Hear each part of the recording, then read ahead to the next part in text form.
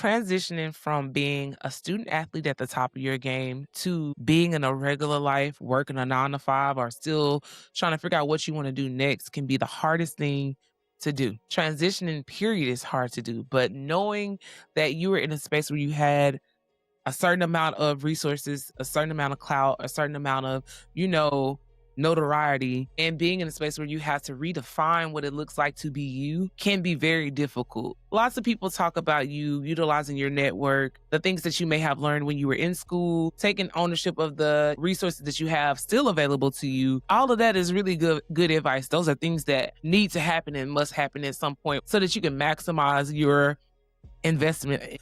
But one of the first things that we have to do is face ourselves. And when I say face ourselves, I'm talking about literally having the courage to look yourself in the mirror and face whatever it is that's looking back at you and embrace it fully. Taking the time to do that and to really like break down how you perceived yourself when you were at the top of your game versus how you perceive yourself now, it's going to give you that understanding of where you are mentally and help you to understand what it is you need to work on. This is going to be a painful process because a lot of times some of us didn't utilize our resources well, or we have to admit that we may have made a few mistakes. But honestly, facing that mirror head on, going through the hard parts and willingly doing it now is going to help you to manage the impact of it and help you to extract the value from it so that you can have that opportunity to really work through it, talk through it, and find ways to process what's next. Until you face the mirror and really truly embrace who you are in your totality, it's going to be hard for you to even feel joy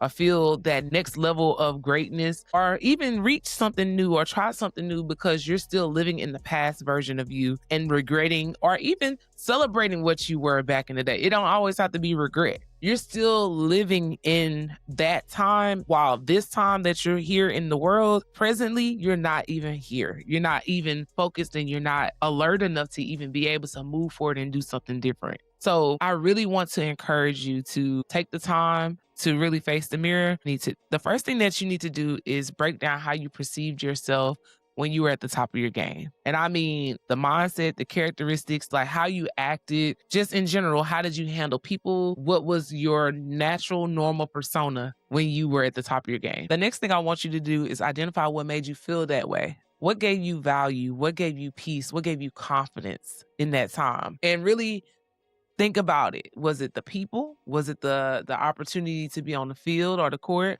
Was it the crowd? Was it the noise? What was it that gave you that extra oomph to be that perception of who you were? After you do that, the next step will be just taking this small activity worksheet that I created. If you would like me to send it to you, just type in the comment box name or click the link in my description and it will lead you right to it. I really pray that y'all will take the time to really, go ahead and face the mirror and go ahead and get this hard part out the way because moving forward is so much greater. You're so much more than an athlete and you have so much more to give, so much life to live. But I can only say that, but you have to live it. Like I can't live it for you and I can't make you want to live or make you want to do it. So my goal and my mission in life is to help you transition well. And I really want you to be able to understand who you are as an individual, but not only that, who you are in Christ. I want you to really, really, truly embrace who you are in Christ. So until next time, stay focused, trust God, and respect the process. I'm Coach K. I will talk to y'all later. Love y'all. Bye.